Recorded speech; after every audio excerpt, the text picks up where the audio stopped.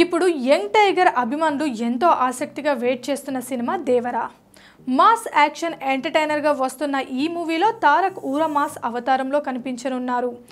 ఇప్పటికే విడుదలైన posters glimpse చూస్తుంటే ఈసారి ఎన్టీఆర్ను ఓ రేంజ్లో చూపించేందుకు రెడీ అయినట్లు తెలుస్తోంది. జనతా గ్యారేజ్ తర్వాత డైరెక్టర్ కొరటాల శివ దర్శకత్వంలో తారక్ నటిస్తున్న ఈ మూవీ కావడంతో దేవరాను బిగ్ స్క్రీన్పై చేసేందుకు ఎదురు చూస్తున్నారు ఫ్యాన్స్. ఈసారి వీరిద్దరి కాంబోలో ఎలాంటి మ్యాజిక్ జరుగుతుందనే క్యూరియాసిటీ ఇప్పుడు అందరిలోనూ నెలకొంది. రోజు రోజుకు ఈ మూవీపై విపరీతమైన హైప్ క్రియేట్ అవుతుంది. ఇందులో బాలీవుడ్ బ్యూటీ జాన్వీ కపూర్ కథానాయికగా నటిస్తుంది. ఈ మూవీతోనే తెలుగు ఆడియన్స్ ముందుకు రాబోతుంది జాన్వీ. అలాగే ఈ సినిమాలో తారక్ను ఢీకొట్టే ప్రతినాయకుడుగా స్టార్ హీరో సైఫ్ అలీ ఖాన్ కనిపించనున్నాడు.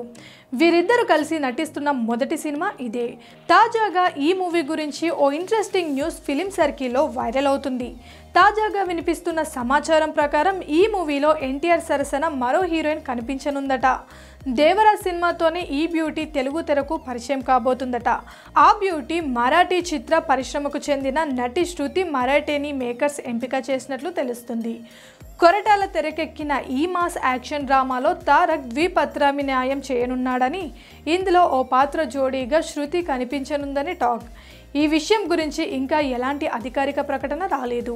ఒకవేళ ఇదే నిజమైతే బాలీవుడ్ మరాఠీ ఇండస్ట్రీలో హీరోయిన్లు ఇద్దరు తారక్ సరసన కనిపించనున్నారు.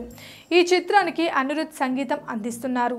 ఈ మూవీని ఈ ఏడాది ఏప్రిల్ 5న రిలీజ్ చేయనున్నట్లు మేకర్స్ ఇదివరకే ప్రకటించారు.